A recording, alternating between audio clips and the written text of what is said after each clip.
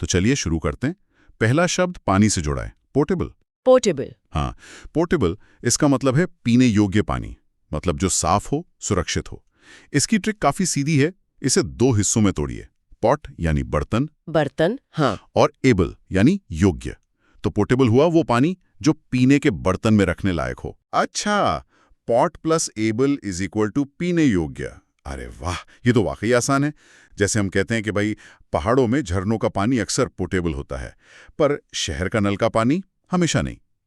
ये शब्द पानी की क्वालिटी बताने के लिए कितना सटीक है। सही बात है। और ये दिखाता भी है कि कैसे कभी-कभी शब्द अपने हिस्सों में ही अपना मतलब छुपाए रखते हैं। अच्छा, अब पानी से हटकर लोगों की बात करते हैं। और लेकिन एक नेगेटिव उसमें अगला शब्द है अकम्प्लिस। अकम्प्लिस। अकम्प्लिस। ये सुनने में थोड़ा क्या कहते हैं, गंभीर सा लगता है। इसका मतलब है अपराध में साथी, सहे अपराधी, है ना। बिल्कुल, और इसकी ट्रिक भी इसी भाव को पकड़ती है। सोचिए, एक् मतलब साथ, हाँ, साथ। और कॉम्प्लिस को पूरा करने या शामिल होने से जोड़े, तो अपराध को पूरा करने में साथ देने वाला। ओहो, यानी जो गलत काम में साथ दे। जैसे मान लीजिए कोई चोरी हुई, एक चोर अंदर गया और उसका अकम्प्लिस बाहर पहरा दे रहा था। ये ट्रिक तो सच में शब्द के नेगेटिव पहलू को सामने लाती है। हाँ, बिल्कुल। और ये शब्द कानूनी भाषा में भी खूब इस्तेमाल होता है। अब एक अलग तरह के व्यक्ति की बात करते हैं, जो विश्वास और ज्ञान से जुड़ा है। एग्नोस्टिक। एग्नोस्टिक। अज्ञेयवादी। हाँ, मतलब वो इंसान जो ईश्वर के अस्तित्व के बारे में पक्का नहीं है, या ये मानता है कि भाई इसे जानना संभव ही नहीं है, यही ना। एकदम सही। इसकी ट्रिक इसके ग्रीक मूल में छिपी है। ए का मतलब होता है नहीं, जैसे एथियस्ट में। हाँ, ए मतलब नहीं। और ग्नोसिस का मतलब होता है ज्ञान। तो एग्नोस्टिक हुआ वो व्यक्ति जिसके पास ईश्वर का ज्ञान नहीं है, या जो ज्ञान की संभावना को नकारता है। अच्छा, तो ए नहीं प्लस ग्नोस्टिक ज्ञान वाला, ये जानना तो दिलचस्प है। कैसे ये उपसर्ग, ये प्रीफिक्स ए शब्द का पूरा मतलब ही बदल देता है। ये दर्शन और व्यक्तिगत विश्वास से जुड़ा एक गहरा शब्द है वैसे। बिल्कुल। अब एक ऐसी स्थिति पर आते हैं जो ज्ञान या याददाश्त के खो जाने से जुड़ी है। एमनीशिया। एमनीशिया। एमनीजिया मतलब याददाश्त खोना, स्मृति लोप। अरे फिल्मों में तो ये बहुत दिखाते हैं। इसकी ट्रिक क्या है? क्या ये भी ए यानी नहीं से शुरू होती है, कुछ ऐसा? हाँ, कुछ वैसा ही सोच सकते हैं आप। ए या एम को नहीं की तरह ले और नीजिया को याददाश्त से जोड़े। ये मिमोनिक्स शब्द से मिलता जुलता है ना, जो खुद याददाश्त से जुड़ा है। अरे हाँ, मेमोनिक्स। तो एमनीजिया मतलब याद नहीं। अरे वाह, मेमोनिक शब्द से ही एमनेशिया की ट्रिक, कमाल का कनेक्शन है ये तो। जैसे किसी एक्सीडेंट के बाद किसी को टेम्पररी एमनेशिया हो सकता है। ये चिकित्सा और मनोविज्ञान में कितना महत्वपूर्ण शब्द है। निश्चित रूप से। और शब्दों की जड़ों को समझने का एक और उदाहरण देखते हैं। एनार्की। एनार्की इसका मतलब है अराजकता, मतलब बिना किसी शासन या सरकार की स्थिति। एनार्की, इसमें भी एन है जो शायद नहीं का मतलब देता है। सही पकड़ा। बिल्कुल सही पकड़ा। एन मतलब नहीं, और आर्ची का मतलब होता है शासन या सरकार। ये आर्ची आपको दूसरे शब्दों में भी मिलेगा, जैसे मोनार्की। हाँ, मोनार्की एक राजा का शासन। या ओलिगार्की कुछ लोगों का शासन। तो एनार्की मतलब बिना शासन के। समझ गया। तो ये आर्की रूट को पहचानने से हम कई शब्द समझ सकते हैं। ये पैटर्न पहचानना ही भाषा सीखने को आसान बनाता है ना। या जैसे किसी क्रांति के बाद अक्सर कुछ समय के लिए एनार्की की स्थिति बन जाती है। हाँ बिल्कुल। और ये शब्द दिखाता है कि कैसे भाषा व्यवस्थित भी हो सकती है। अब एक बिल्कुल अलग तरह के शब्द पर चलते हैं जो दुनिया भर से जुड़ा है। कॉस्मोपॉलिटन। कॉस्मोपॉलिटन। कॉस्मोपॉलिटन, ये शब्द तो मैंने सुना है। अक्सर बड़े शहरों के लिए इस्तेमाल होता है, या ऐसे लोगों के लिए जो दुनिया घूमे हों और कई संस्कृतियों को जानते हों। हाँ बिल्कुल। इसका मतलब है विश्व नागरिक या सर्वदेशीय, जहां कई संस्कृतियों का मेल हो। ट्रिक इसके हिस्सों में है। कॉस्मो मतलब विश्व, जैसे कॉस्मोस। हाँ, विश्व। और पॉलिटन मतलब नागरिक, जैसे मेट्रोपॉलिटन। तो कॉस्मोपॉलिटन हुआ विश्व का नागरिक या शहर। अच्छा, कॉस्मो विश्व प्लस पॉलिटन, जैसे मुंबई या दिल्ली जैसे शहर कॉस्मोपॉलिटन माने जाते हैं। ये शब्द आज की जुड़ी हुई दुनिया को कितनी अच्छी तरह दिखाता है। बिल्कुल। और दुनिया में घूमने या बसने से जुड़े दो शब्द हैं जो अक्सर कंफ्यूज करते हैं। पहला है एमिग्रेंट। Emigrant, emigrant. इसका मतलब है वो व्यक्ति जो अपना देश छोड़कर किसी दूसरे देश में जाकर बसता है, उत्प्रवासी। हाँ, उत्प्रवासी। ट्रिक है, ई या एक्स का मतलब होता है बाहर, जैसे एग्जिट में। एग्जिट, हाँ, बाहर। और माइग्रेंट मतलब प्रवासी, माइग्रेट करने वाला। तो एमिग्रेंट हुआ देश से बाहर जाने वाला। E for exit. अरे ये याद रखने में तो बहुत आसान है। जैसे बहुत से लोग बेहतर अवसरों के लिए एमिग्रेंट बन जाते हैं, और इसका उल्टा इमिग्रेंट होता है, आई फॉर एन, जो किसी देश में आकर बसता है। ये अंतर समझना जरूरी है। बहुत बढ़िया पॉइंट, बिल्कुल। अब एक ऐसे शब्द पर आते हैं जो समय की नश्वरता को बताता है, एफेमरल। इफेमरल, एफेमेरल, ये सुनने में थोड़ा काव्यात्मक सा लगता है। पोएटिक। इसका मतलब है क्षण भंगुर, या बहुत कम समय तक रहने वाला। अल्पकालिक। एकदम सही, अल्पकालिक। इसकी ट्रिक थोड़ी गहरी है। ये ग्रीक शब्द एफेमेरोस से आया है, जिसका मतलब है एक दिन का। तो सोच सकते हैं जो बस एक दिन टिके, जैसे तितली का जीवन। या फूलों की सुंदरता। हाँ बिल्कुल, फूलों की सुंदरता। एक दिन का, वाह! ये ट्रिक तो शब्द के भाव को और गहरा बना देती है। फूलों की सुंदरता एफेमेरल होती है। सचमुच ये जीवन की क्षण भंगुरता पर सोचने को मजबूर करता है। बिल्कुल। अब एक ऐसे शब्द की बात करते हैं जो किसी को बोझ से मुक्त करता है, एक्सोनरेट। एक्सोनरेट। इसमें फिर से एक्स है, मतलब बाहर। तो क्या ये किसी चीज से बाहर निकालने जैसा है? हाँ, सही समझ रहे हैं। इसका मतलब है दोष मुक्त करना या आरोप से बरी करना। ट्रिक है, एक्स बाहर प्लस ऑनरेट। ये ऑनरस यानी बोझिल शब्द से जुड़ा है, जिसका मतलब होता है बोझ। बोझ। तो एक्सोनरेट मतलब बोझ से बाहर करना, यानी आरोप या दोष के बोझ से मुक्त करना। बोझ से बाहर। ये ट्रिक तो बहुत अच्छी है। जैसे पर्याप्त सबूत न होने पर अदालत ने उसे एक्सोनरेट कर दिया। ये कानूनी व्यवस्था में एक बहुत महत्वपूर्ण शब्द है। निश्चित रूप से। अब एक ऐसे व्यक्ति की बात करते हैं जो आसानी से बातों में आ जाता है, गलबुल। गलबुल यानी भोला भाला, जिसे आसानी से बेवकूफ बनाया जा सके। इसकी ट्रिक क्या है? इसमें गल शब्द पर ध्यान दीजिए। गल का एक मतलब होता है धोखा देना या ठगना। अच्छा, धोखा देना। हाँ, और आइबल प्रत्यय का मतलब होता है योग्य। तो गलबल हुआ धोखा खाने योग्य। गल धोखा प्लस आइबल योग्य। अरे ये तो सीधा है। जैसे वो इतना गलुबल है कि किसी भी अफवाह पर यकीन कर लेता है। यह शब्द किसी के स्वभाव का वर्णन करता है। हाँ बिल्कुल। अब एक ऐसे शब्द पर आते हैं जो सम्मान से जुड़ा है, ऑनररी।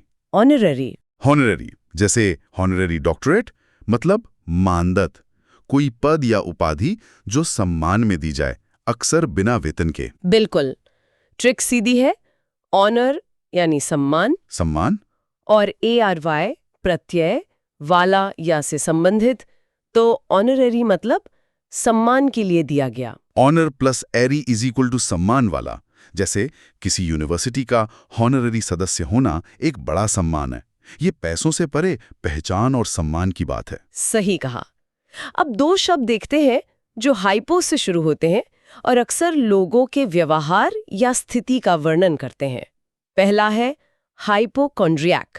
हाइपोकॉन्ड्रियक। हाइपोकॉन्ड्रियक, ये वो व्यक्ति होता है ना जो हमेशा सोचता रहता है कि उसे कोई गंभीर बीमारी है, भले ही डॉक्टर कहे कि सब ठीक है। काल्पनिक रोगी। हाँ, कुछ ऐसा ही, जो अपनी सेहत को लेकर बहुत ज्यादा मतलब अत्यधिक चिंतित रहता है। ट्रिक थोड़ी जटिल लग सकती है। हाइपो का मतलब नीचे या अंदर, और कॉन्ड्रिया पुराने समय में पेट के पास के हिस्से को कहते थे, जहां माना जाता था कि उदासी या बीमारी का वहम पैदा होता है।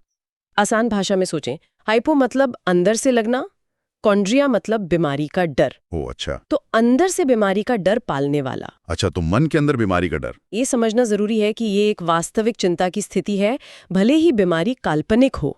बिल्कुल। यह मानसिक स्वास्थ्य से जुड़ा एक संवेदनशील शब्द है। बिल्कुल। और दूसरा हाइपो वाला शब्द है हाइपोक्रिट। हिपोक्रिट। हाइपोक्रिट यानी पाखंडी, जो कहता कुछ है और करता कुछ और है। इसकी ट्रिक में भी हाइपो है। हाँ, यहाँ हाइपो का मतलब नीचे या छिपा हुआ समझ सकते हैं। छिपा हुआ। और क्रेट को क्रिटिसिज्म या जजमेंट से जोड़ सकते हैं। तो जो ऊपर से कुछ और दिखे पर अंदर या असलियत में कुछ और हो, जिसका व्यवहार उसके उपदेशों के बिल्कुल उलट हो। छिपा हुआ विचार यानी कथनी और करनी में अंतर। जैसे कोई नेता जो ईमानदारी का भाषण दे पर खुद भ्रष्ट हो। ये शब्द सामाजिक व्यवहार और नैतिकता पर एक आम टिप्पणी है। सही। अब एक ऐसे शब्द पर आते हैं जो शक्ति और अजेयता को दर्शाता है। इनविंसिबल। इनविंसिबल इनविंसिबल यानी जिसे हराया ना जा सके। अजय, जैसे कोई सुपर हीरो या महान योद्धा। हाँ, ट्रिक बहुत स्पष्ट है। इन उपसर्ग का मतलब है नहीं, जैसे इनकम्प्लीट। हाँ, नहीं। और विंसिबल मतलब जीता जा सकने वाला। ये लैटिन शब्द विंसेरे, जीतना से आया है। तो इनविंसिबल हुआ जिसे जीता नहीं जा सकता। इन नहीं प्लस विंसिबल, जीतने योग्य। ये तो बहुत शक्तिशाली शब्द है। इतिहास में कई सेनाओं या योद्धाओं को इनविंसिबल कहा गया है, भले ही वो बाद में हार गए हों, है ना? बिल्कुल। अब एक ऐसा शब्द जिसके दो आम मतलब हैं। मिंट। मिंट। मिंट। एक तो पुदीना होता है, वो तो सबको पता है, और दूसरा वो जगह जहां सिक्के बनते हैं, टकसाल। हाँ, और एक तीसरा मतलब भी है, एकदम नया या ताज़ा। हाँ। ट्रिक इन सब को जोड़ सकती है। मिंट पुदीना हमें ताजगी का एहसास दिलाता है। हाँ, ताजगी। टकसाल में बने सिक्के भी एकदम नए और ताजे होते हैं, तो ताजगी और नयापन का भाव इससे जुड़ा है। अच्छा, तो मिंट कंडीशन मतलब एकदम नई हालत, जैसे भारत में सिक्के नासिक की मिंट में बनते हैं, या ये पुरानी कार मिंट कंडीशन में है। अरे वाह, एक शब्द कई मतलब और एक जोड़ने वाली ट्रिक। ये दिलचस्प है। हाँ, भाषा ऐसी ही रोचक होती है। अब एक और व्यक्तित्व से जुड़ा शब्द जिसकी जड़ें मिथकों में है, नार्सिसिस्ट। नार्सिसिस्ट, आत्ममुग्ध व्यक्ति जो सिर्फ खुद से प्यार करता है और अपनी तारीफ चाहता है। बिल्कुल। ट्रिक ग्रीक कहानी से आती है। नार्सिसिस नाम का एक खूबसूरत युवक था जिसे पानी में अपनी ही परछाई से प्यार हो गया था और वो उसे ही देखता रहा। अपनी ही परछाई से प्यार। हाँ, तो नार्सिसिस उसी से आया है और इस्ट व्यक्ति को दर्शाता है, यानी नार्सिसिस जैसा व्यक्ति। ये कहानी तो शब्द को एकदम यादगार बना देती है, जैसे कोई व्यक्ति जो हर समय अपनी सेल्फी लेता रहे और बस अपनी बातें करे, उसे नार्सिसिस कहा जा सकता है। हाँ, ये मनोविज्ञान में भी इस्तेमाल होता है ना। हाँ, बिल्कुल। और ये दिखाता है कि कैसे कहानियां और मिथक हमारी भाषा का हिस्सा बन जाते हैं। अब एक शब्द जो प्रसिद्धि से जुड़ा है पर नकारात्मक रूप से, नोटोरियस। नोटोरियस यानी कुख्यात, बदनाम, किसी अच्छे काम के लिए नहीं बल्कि बुरे काम के लिए जाना जाने वाला। हाँ, इसकी ट्रिक क्या है? नोट का मतलब है जानना या पहचानना। नोटोरियस में ये नकारात्मक हो जाता है। इसे ऐसे सोचें, नो नहीं प्लस टोरियस, फेमस जैसा, मतलब अच्छे कारणों से फेमस नहीं। फेमस नहीं बल्कि बुरे कामों के लिए जाना जाने वाला। नो प्लस टोरियस इक्वल टू बुरे के लिए फेमस। अच्छा, जैसे कोई नोटोरियस अपराधी या डाकू। ये फेमस का बिल्कुल उल्टा है, जहां प्रसिद्धि नकारात्मक होती है। सही। अब एक ऐसे व्यक्ति की बात जो चीजें जमा करता है, खासकर सिक्के, न्यूमिस्मैटिस्ट। न्यूमिस्मैटिस्ट, ये शब्द मैंने सुना है, सिक्के या मेडल इकट्ठा करने वाला या उनका अध्ययन करने वाला, मुद्रा शास्त्री। हाँ, मुद्रा शास्त्री। ट्रिक इसके लैटिन मूल में है, न्यूमिज्मा का मतलब होता है सिक्का। सिक्का। और मैटिस्ट या इस्ट विशेषज्ञ या अध्ययन करने वाले को दर्शाता है। तो न्यूमिस्मैटिस्ट हुआ सिक्कों का विशेषज्ञ। न्यूमिस सिक्का प्लस मैटिस्ट विशेषज्ञ, ये तो सीधा है। मेरे एक दोस्त को पुराने सिक्के जमा करने का शौक है, तो वो एक न्यूमिस्मैटिस्ट हुआ। ये एक खास शौक या विशेषज्ञता को दिखाता है। बिल्कुल। अगला शब्द भी दो अर्थों वाला है जो प्रकृति से जुड़ा है, शोल। शोल। शोल, एक तो मछलियों का झुंड होता है और दूसरा शायद पानी में उथली जगह, शैलो एरिया। हाँ, दोनों सही हैं। मछलियों का समूह या पानी का उथला क्षेत्र जहां जहाज फंस सकता है। ट्रिक दोनों को जोड़ सकती है। शो को शैलो से जोड़ें। उथला, उल देखा, या सावधान, आगे पानी में शोल है। एक शब्द दो मतलब, प्रकृति से जुड़े हुए। हाँ, अब एक और प्रकृति से जुड़ा शब्द जहां मधुमक्खियां रहती हैं, एपेरी। एपेरी। एपियरी, मधुमक्खी पालन केंद्र जहां शहद के लिए मधुमक्खियां रखी जाती हैं। मधुमक्खी शाला। सही, मधुमक्खी शाला। ट्रिक लैटिन से आती है। एपिस लैटिन में मधुमक्खी को कहते हैं। एपिस, मधुमक्खी। और आरी स्थान को दर्शाता है, जैसे लाइब्रेरी या एवियरी पक्षियों के लिए। तो एपेरी हुआ मधुमक्खियों का स्थान। एपिस, मधुमक्खी प्लस आरी, स्थान। अच्छा, जैसे एवियरी पक्षियों के लिए होता है, किसान ने शहद के लिए एक एपियरी बनाया है। ये कृषि और प्रकृति विज्ञान से जुड़ा शब्द है। बिल्कुल। अब एक ऐसी जगह जहां हथियार रखे जाते हैं, आर्सेनल। आर्सेनल आर्सेनल, शस्त्रागार या हथियारों का गोदाम। अरे, फुटबॉल टीम का नाम भी है। इसकी ट्रिक क्या है? इसका मूल अरबी भाषा में है, दार अल सिना, जिसका मतलब था निर्माण का घर या कारखाना, जहां हथियार बनते या रखे जाते थे। आसान ट्रिक के लिए सोचें, आरसे को हथियार से और नाल को स्थान से जोड़ दें। अच्छा, तो अरबी मूल, ये जानना रोचक है कि शब्द कैसे भाषाओं के बीच यात्रा करते हैं। सेना का आर्सेनल कड़ी सुरक्षा में है, और हाँ, शायद आर्सेनल फुटबॉल क्लब के संस्थापक हथियार कारखाने से जुड़े रहे होंगे। हो सकता है। ये काफी संभव है। अब एक बहुत ही आम शब्द पर आते हैं, बायोग्राफी, बायोग्राफी। यानी जीवन कथा, किसी व्यक्ति के जीवन की कहानी जो किसी और ने लिखी हो। हाँ, ट्रिक बहुत सरल है। बायो मतलब जीवन, जैसे बायोलॉजी, जीवन, और ग्राफी मतलब लिखना, जैसे ज्योग्राफी। तो बायोग्राफी हुआ जीवन लिखना। बायो प्लस ग्राफी, लिखना। ये तो स्कूल में भी पढ़ा है, जैसे नेल्सन मंडेला की बायोग्राफी। और अगर व्यक्ति खुद अपनी कहानी लिखे तो वो ऑटोबायोग्राफी होती है। ऑटो मतलब स्वयं। ये फर्क जरूरी है। बिल्कुल सही। अब एक शब्द जो यात्रा से जुड़ा है, कैरावान। कैरावान। कैरावान। पहले तो रेगिस्तान में ऊंटों या व्यापारियों का काफिला होता था ना, वो लंबा सा। आजकल वो घूमने वाली गाड़ी को भी कहते हैं ना, वैन जैसी। हाँ, दोनों मतलब है। यात्रियों या वाहनों का समूह। ट्रिक के लिए सोच सकते हैं, कार को कार गाड़ी और वैन को वैन से जोड़ें, गाड़ियों का समूह, या बस काफिले के रूप में याद रखें। कार प्लस वैन, गाड़ियों का काफिला।